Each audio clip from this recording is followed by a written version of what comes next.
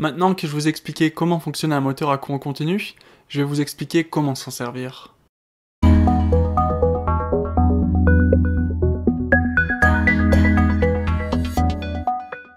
Le moteur à courant continu, qu'on appelle également moteur d'essai, est un composant d'électronique de puissance.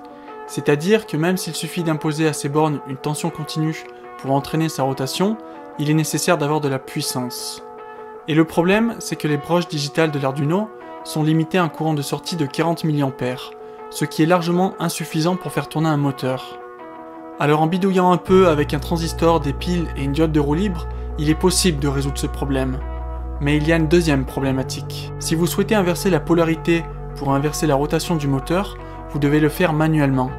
Alors je vous rassure, il existe également une solution à ce problème qui s'appelle le pont en H. Le principe de fonctionnement d'un pont en H est très simple.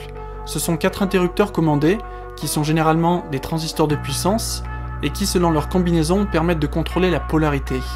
En général, on utilise un pont en H avec un driver qui permet de faciliter la commande des transistors, comme par exemple pour éviter de créer un court-circuit comme ceci.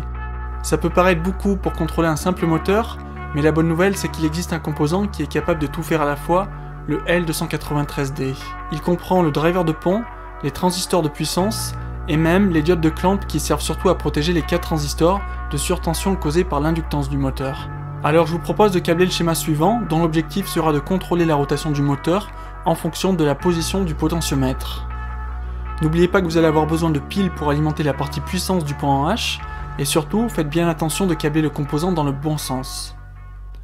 Concernant le programme, après avoir déclaré l'ensemble de nos broches et variables, on initialise le moteur à l'arrêt par défaut comme ceci.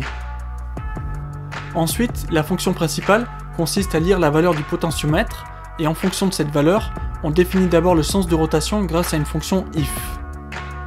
Pour chaque situation, on convertit la valeur lue en rapport cyclique grâce à la fonction map, et enfin on commande le moteur grâce à une sortie PWM, ce qui donne le résultat suivant.